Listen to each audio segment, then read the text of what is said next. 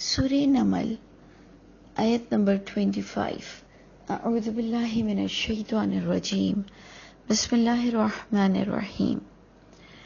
ہم بات کر رہے تھے آیت نمبر 25 کی کہ کچھ لوگوں کا خیال ہے کہ یہ سٹیٹمنٹ اللہ نے کہا ہے، کچھ لوگوں کا خیال ہے کہ اللہ تعالیٰ نے ہدہد کا سٹیٹمنٹ یہاں پر دیا ہے۔ ہم پڑھ رہے تھے بات کہ سلیمان علیہ السلام نے اپنی فوج کو جمع کیا جس میں ہدہد موجود نہیں تھا۔ انہوں نے کہا کہ کیوں موجود نہیں ہے، کوئی ویلڈ ریزن لائے کہ وہ دیر سے کیوں آیا یا نظر کیوں نہیں آ رہا۔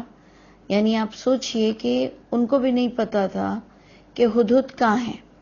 پھر ہدہد نے آ کر بھی کس طرح سے بات کی، کہا میں جو خبر لایا ہوں وہ آپ کے پاس نہیں ہے۔ یعنی آپ سوچئے کہ وہ سلیمان جو جناتوں کے بادشاہ تھے اور جن کی اتنی بڑی سلطنت، اور سب سے بڑھ کر جو نبی کے بیٹے، اس کے باوجود انہیں غیب کا علم نہیں تھا، جس پر وہ ہدہد بتاتا ہے کہ ایک عورت ہے، وہ بادشاہت کر رہی ہے، اللہ نے اسے بہت کچھ نوازا ہوا ہے اور اس کا تخت بھی بہت شاندار ہے، لیکن بات یہ ہے کہ وہ لوگ اللہ کے علاوہ سورج کو سجدہ کرتے ہیں، اور شیطان نے بھی ان کے اعمال کو مزین کیا ہوا ہے۔ یعنی یہ لوگ بہت معاملات میں کامیاب سے لوگ ہیں اور ان کو اس شرک پر بھی کوئی عذاب نہیں مل رہا ہے۔ اب ہم آپ کو یہ بتاتے چلیں، پہلے تو ہم یہ دیکھ لیں کہ وہ سٹیٹمنٹ کس پر سوٹ کر رہا ہے۔ آیت نمبر 25 کہ اللہ یسجد للہ الذی یخرج الحب، یعنی اب یہ اللہ بھی کہہ سکتے ہیں کہ کیوں نہیں وہ سجدہ کرتے ہیں اللہ کے لیے، وہ ذات پاک جو وہ نکالتا ہے پوشیدہ چیزیں، دانے کو، فی السماوات والارض، دونوں ترجمے جا سکتے ہیں کہ کیوں نہیں وہ سجدہ کرتے ہیں اللہ کو، اس ذات پاک کو جو نکالتا ہے چھپی ہوئی چیزیں، پوشیدہ چیزیں آسمانوں میں اور زمین میں، وَيَعْلَمْ، اور وہ اللہ جانتے ہیں، مَا تُخْفُونَ وَمَا تُعْلِنُونَ، کہ جو تم باتیں چھپاتے ہو، جو بھی تم چیزیں چھپاتے ہو، جو بھی تم عقیدے چھپاتے ہو، تم غیر اللہ سے کتنا ڈرتے ہو، تم کتنا اللہ اللہ کرتے ہو، وہ سب جانتا ہے۔ تم منہ سے نماز اور زکوٰۃ کے لیے بڑے من مٹتے ہو اور اندر سے تمہارے لیے کیا فیلنگ ہے ان معاملات کی، یعنی ہر معاملے میں وہ اللہ ہی جانتا ہے کیا تم چھپاتے ہو اور کیا تم علل اعلان کرتے ہو۔ اب آپ دیکھیں کہ یہ جو سٹیٹمنٹ ہے یہ ہدہد کہہ رہا ہے اللہ کی شان میں کہ کیوں نہیں وہ سجدہ کرتے ہیں اللہ کو جبکہ اللہ سب کچھ جانتے ہیں، اور پھر آگے بھی آتا ہے آیت نمبر 26 میں کہ اللہ تعالیٰ تو وہ ذات پاک ہے، لا الہ الا ہو، نہیں ہے کوئی معبود سوائے اس اللہ کے، رب العرش العظیم، وہ ہے عرش عظیم کا مالک۔ آپ نے دیکھا کہ ہدہد نے ملکہ کے لیے کہا وَلَهَا عَرْشٌ عَظِيمٌ، اس ملکہ کا عرش بہت عظیم ہے۔ یہاں پر جو اللہ کی تعریف آ رہی ہے اس میں کیا بتایا جا رہا ہے کہ لا الہ الا ہو رب العرش العظیم، وہ اللہ کا رب، وہ اللہ، اس کا رب جو ہے وہ جو اللہ ہے اس کا عرش بہت عظیم ہے، یعنی تمام تخت سے بہتر تخت اس اللہ ذات پاک کا ہے۔ تو آپ لوگ بھی ضرور غور کیجئے گا کہ یہ ایک بہت ہی تعریفی کلمات ہے، چاہے ہدہد نے کہے ہوں چاہے اللہ نے کہے ہوں، ایک بہت ہی پیاری تعریف ہے۔ اور اللہ تعالیٰ فرماتے ہیں سمع اللہ لمن حمیدہ، اللہ تو ہر ایک کے دل کی بات کو سن لیتے ہیں۔ جو اللہ تعالیٰ کی بہترین تعریف کرتا ہے تو ہمیں بھی آیت کو یاد رکھنا چاہیے اور اللہ کے لیے، اللہ کی شان میں یہ تعریف ضرور کرنی چاہیے۔ اچھا جناب، اب ہم آگے پڑھتے ہیں کہ یہ بیان کے بعد کہ ملکہ ہے اور سورج کو سجدہ کرتے ہیں یہ لوگ، اس پر پھر سلیمان علیہ السلام کیا کہتے ہیں؟ سوچ لیجئے، دیکھ لیجئے کہ نبی ہوتے ہوئے وہ کس طرح کے ورڈز یوز کر رہے ہیں. وہ کہتے ہیں سننظر، جلد ہم دیکھیں گے، اصدقتا، کیا تم سچ کہہ رہے ہو، ام کنت من الکاذبین، یا تم جھوٹوں میں سے ہو. یعنی ایک نبی کو بھی نہ موکل ہیں، نہ ان کو کوئی غیب کی باتیں بتا رہا ہے. وہ کہہ رہے ہیں میں جاننے کی کوشش کروں گا، میں دیکھوں گا کہ تم سچ کہہ رہے ہو یا تم جھوٹوں میں سے ہو. اور پھر ہدہد کو کہتے ہیں اذهب بکتابی، لے جاؤ میرا یہ خط، ھذا فالقہ الیہم، ڈال دینا ان کی طرف، ثم تولوا عنہم، پھر تھوڑا ان سے ہٹ جانا، فانظر، پھر نظر ڈالنا، دیکھتے رہنا، ماذا یرجعون، کہ وہ اس لیٹر کا کیا ڈسکشن کرتے ہیں، اس لیٹر کے بارے میں، اس خط کے بارے میں ان کی کیا رائے ہے اور وہ اس کا کیا جواب رکھتے ہیں. یعنی آپ نے دیکھا کہ کس طرح سے خط ڈالا گیا ہے اس زمانے میں بھی، اور ہم کہتے ہیں کہ محمد صلی اللہ علیہ وسلم نے یہ قرآن تحریری شکل میں چھوڑ کر نہیں گئے. یعنی آپ سوچیں کہ مسلمان کیا باتیں کرتا ہے اور پھر اپنی حدیثوں میں کیا لکھتا ہے، اور پھر اس حدیثوں کو ہم نان اوتھینٹک بھی نہیں کہتے ہیں، اپنے سینوں سے لگا کے رکھتے ہیں اور اس کے باقاعدہ باب باندھتے ہیں کہ جناب یہ فلاں باب میں ہے کہ جی کمپائلنگ تو ابو بکر صدیق کے بھی زمانے میں نہیں ہوئی، عمر فاروق کے بھی زمانے میں نہیں ہوئی، عثمان رضی اللہ عنہ کے زمانے میں سوچی گئی اور کچھ لکھا گیا. سوچئے کہ اتنا پرانا دور، اس میں بھی خط و کتابت ہو رہی ہے.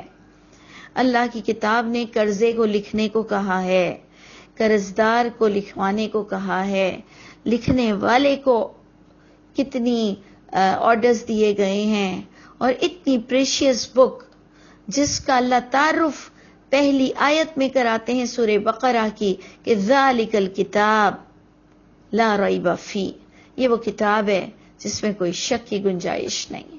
اور ہم مسلمان لوگ پتہ نہیں محمد صلی اللہ علیہ وسلم پر کتنی جھوٹی باتیں کرتے ہیں، پتہ نہیں ہم اپنا مقام کہاں بنائیں گے.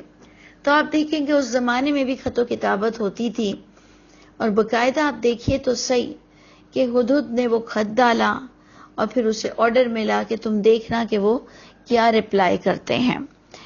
اب جناب ادھر بات آتی ہے کہ وہاں ہدہد خط ڈال دیتا ہے، اور پھر وہ ملکہ کیا کہہ رہی ہے، قالت، وہ ملکہ کہتی ہے یا ایھا الملأ، اپنے سرداروں سے کہتی ہے کہ اے سرداروں، انی القی الی کتاب کریم، بے شک مجھے ڈالا گیا ہے، میری طرف بھیجا گیا ہے ایک کتاب، یعنی ایک کتابت کیا ہوا پرچہ، یعنی لیٹر، اور وہ ہے بہت کریم لیٹر. دیکھیں، بہت غور سے دیکھیں کہ سلیمان علیہ السلام کا لکھنا، ان کا انداز کتنا معتبر تھا، کتنا ڈیسنٹ تھا کہ ایک ملکہ جس کو ایک دھمکی ملی تھی کتاب میں لکھی ہوئی، اس کے باوجود وہ یہ کہنے کو تیار تھی کہ یہ لیٹر بہت ہی کریم ہے، یعنی عزت والا لیٹر آیا ہے. انہ من سلیمان، بے شک وہ سلیمان کی طرف سے ہے، وَإِنَّهُ بسم اللہ الرحمن الرحیم، اور بے شک وہ لیٹر اس طرح سے ہے کہ 7 نام اللہ کے، یعنی اللہ کے نام کے ساتھ ہے، جو رحمان ہے، جو رحیم ہے. اس طرح سے لیٹر شروع ہو رہا ہے. اب آپ غور کیجئے کہ وہ یہ کویسچن نہیں کرتی ہے کہ رحمان رحیم کون ہے. یعنی سب جانتے ہیں کہ رحمان رحیم کون ہے، اللہ کون ہے، لیکن اللہ کے علاوہ دوسروں سے بھی مانگنا، جیسے کہ ہم مزاروں پہ جا کر کرتے ہیں اور قبروں سے ہم مانگتے ہیں اور غیر اللہ کو پکارتے ہیں. اللہ تعالی ہم سب کو بھی توفیق عطا فرمائے کہ وہ ایک دوسرے ڈائمنشن میں شرک کر رہی تھی، وہ سورج کو سجدہ کر رہی تھی، لیکن وہ یہ کہنے کو مجبور تھی کہ بہت ہی عزت والا لیٹر ہے، خط ہے، اور وہ اللہ کے نام کے ساتھ ہے جو رحمان اور رحیم ہے. اب آگے لیٹر میں کیا لکھا ہوا تھا خط میں، اللہ تعالی علیہ، باقاعدہ انہوں نے کہا تھا کہ مت سرکشی کرنا میرے مقابلے پر، وَأْتُونِي مسلمین، اور آ جانا میرے پاس مسلمین بن کر۔ اب مسلمین کا ترجمہ کیا ہے؟ میری فرما برداری میں آ جانا، نہ کہ انہوں نے کہا مسلمان بن کر آ جانا، کلمہ پڑھ کے آ جانا، کیونکہ کلمہ پڑھانا زبردستی جائز نہیں ہے۔ کسی کو مسلمان مارے پیٹے تلوار کی نوک پر بنانا جائز نہیں ہے۔ اللہ کی کتاب کہتی ہے لا اکراہ فی الدین، دین میں کوئی زبردستی نہیں ہے۔ اللہ نے بغاوت اور ہدایت کو کلیئر مینشن کر دیا ہے، فمن شاء اتخذ الی ربہ سبیلا، جس کا دل چاہے وہ اپنے رب کی طرف راستہ اختیار کرے، چاہے مسلمان بنتے ہوئے صحیح مسلمان نہ ہو، چاہے کہ وہ سورج کی پوجا کرتا ہو، بتوں کی پوجا کرتا ہو، نبیوں کو اللہ کی اولاد بناتا ہو، کسی کو بھی ہم تلوار کی نوک پر مسلمان بنانے کا ہمیں حکم نہیں ہے۔ اس لیے اس کے ذرا عربک ترجمے کو آپ صحیح سے اٹھائیے کہ اس نے کہا، یعنی سلیمان علیہ السلام نے کہا مجھ پر سرکشی مت کرنا۔ آپ دیکھیں کہ آج بھی ہمارے یہاں سپر پاور ہمیں کہتا ہے کہ تم کوئی تجربے میزائل کے مت کرو گے۔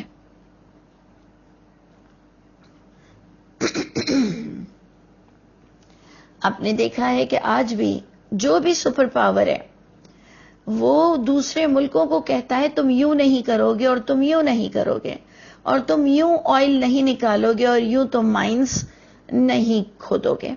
تو یہ چیزیں ہوتی ہیں جو سپر پاورز ہوتے ہیں، وہ اپنے تحت لوگوں کو لاتے ہیں۔ پھر قرآن ہمیں بتاتا ہے کہ تمہیں پیدا اس لیے کیا گیا اور نبیوں کو اسی لیے بھیجا گیا، هو الذی ارسل رسولہ بالہدی ودین الحق لیظہرہ علی الدین کلہ۔ یہ قرآن میں آپ کو آیتیں ملیں گی کہ هو الذی ارسل رسولہ، وہ ذات پاک نے بھیجا اپنے رسول کو اس پرپس سے، اس مقصد سے کہ دین کو تمام دین پر غالب کریں۔ تو اب آپ دیکھیں کہ وہ دین غالب کر رہے تھے، لیکن مسلمان نہیں بننے کا زبردستی کہہ رہے تھے، وہ کہہ رہے تھے اس شہر کو، اس علاقے کو میرے انڈر میں دے دو، اور اگر تم میں طاقت ہے تو آؤ مجھ سے دو دو ہاتھ کرو۔ یہی ہوتا ہے نا، سپر پاور ہر دور میں یہی کرتے ہیں نا، کہ زمینوں کو اپنے کنٹرول میں کرتے ہیں۔ تو اس زمانے میں جو سلیمان علیہ السلام کے پاس طاقت تھی، تو انہوں نے کہا کہ آؤ یا تو مجھ سے لڑ لو یا تو تم اپنی زمین کو میرے انڈر میں کرو۔ وہ ایسا نہیں ہے کہ وہ جو فریڈم ہے دین کی وہ اس کو ختم کریں گے، لیکن وہ علل اعلان شرک کو، کھلے عام بے حیائی کو کرنے بھی نہیں دیں گے، کیونکہ جو جیسے کانسیپٹ کا ہوگا وہ اس چیز کو رائج کرے گا۔ آج بھی آپ دیکھ لو فورن کنٹریز میں جہاں پر مسلمان ان کی حکومت نہیں ہے، وہ علل اعلان اذانیں نہیں دے سکتا ہے۔ وہ اپنے سکولز میں، وہ فورن کنٹری میں جہاں پر مسلمان حکومت نہیں کر رہے، وہاں کے بچے سکولز میں، وہاں کی لڑکیاں سکارف اور دوپٹے ایسے نہیں پہن سکتی ہیں۔ سکول میں، سڑکوں پہ دیکھیں الاؤ ہوتا ہے، اس میں بھی پرابلم ہوتی ہے کہ آپ چہرے کا نقاب نہیں کریں گے، کیونکہ حکومت غیر مسلموں کی ہوتی ہے۔ تو جس کی جو حکومت ہوگی وہ اس میں اس چیز کو پروموٹ کرے گا۔ تو ادھر سلیمان علیہ السلام نے کہا کہ اللہ تعالی علیہ، یہ کہ مت تم سرکشی کرنا میرے مقابلے پر، وَأْتُونِي مسلمین، اور آ جاؤ میرے پاس سرینڈر ہو کر، یعنی اپنے آپ کو جھکا کر میرے پاس آ جاؤ۔ اس پر آپ دیکھیں کہ وہ یہ نہیں کہتی ہے کہ آؤ جنگ لڑیں، کیونکہ اس کے پاس وہ طاقت ہماری طرح نہیں تھی۔ تو دیکھیں اس وقت وہ کہتی ہے، قولت کہتی ہے ملکہ، یا ایھا الملأ، اے سرداروں، افتونی فی امری، فتویٰ دو مجھ کو میرے اس معاملے میں، یعنی وہ سب سے شورا، یعنی جو ہم کہتے ہیں نا ڈسکشن کرتی ہے کہ اپنی ٹیم کو بلاتی ہے اور کہتی ہے مجھے اس معاملے میں فتویٰ دو کہ ما کنت قاطعۃ امرا، کہ نہیں میں ہوں ایسی عورت یا ایسی بادشاہ کہ میں کوئی چیز کروں، کوئی معاملہ کروں، حتی تشہدون، یہاں تک کہ میں تم سے گواہی نہ لے لوں یا تم موجود نہ ہو. یعنی وہ دیکھیں آپ سب کو جمع کر رہی ہے، مجلس شورا کو بلا رہی ہے اور سب سے پوچھ رہی ہے. اس پر بھی آپ دیکھیں اس کی فوج کیا کہتی ہے. اس کی فوج تو ملکہ کو تسلی دیتی ہے، ڈھارس دیتی ہے. وہ کہتے ہیں نحن اولو قوہ، ہم بہت قوت والے ہیں، وَأُولُو بَأْسٍ شدید، سخت لڑائی لڑ سکتے ہیں. یعنی آپ نے دیکھا کہ وہ درباری، وہ سردار یہ نہیں کہتے ہیں کہ ہاں جی کیا ہو گیا، ہم تو بڑے کمزور ہیں. سوچیں، وہ اپنی ملکہ کو کہتے ہیں، اور دیکھیں عورت کی حکومت ہے اور وہ ملکہ کو کہتے ہیں کہ ہم بہت قوت والے ہیں، شدید جنگ لڑنے والے ہیں. وَالْأَمْرُ إِلَيْكَ، لیکن تمام اختیارات آپ کی طرف ہیں. فَانظُرِي، آپ دیکھیں، آپ غور کریں. ماذا تأمرین، کیا آپ ہمیں حکم دیتی ہیں، آپ بتائیے. جس پر آپ دیکھیں کہ وہ کمزور ہوگی لڑنے میں، جبکہ آپ دیکھ رہے ہیں کہ بڑی کوئی سمجھدار سی عورت نظر آ رہی ہے. آگے بھی آپ کو اس کی سمجھداری اور نظر آئے گی. لیکن دیکھیں وہ اس وقت اپنی فوج کو اور زیادہ ہمت نہیں دلاتی. کیوں نہیں ہمت دلاتی؟ ہم تو اگر ہماری فوج تھوڑی سی ہمت لے تو عوام اور بادشاہ اسے اور ہمت دلاتے ہیں کہ ہاں جی تھینک یو، اور ہم آپ کے جذبے کی عزت کرتے ہیں. وہ ان کے جذبوں کو ٹھنڈا کر دیتی ہے. کیوں؟ وہ اس لیے کہ اس کے پاس طاقت نظر نہیں آ رہی. وہ اس کے درباری تو کہہ رہے ہیں ہمارے پاس بڑی طاقت ہے، لیکن ملکہ بڑی سمجھدار تھی اور اسے سلیمان کی اختیارات کا اندازہ تھا.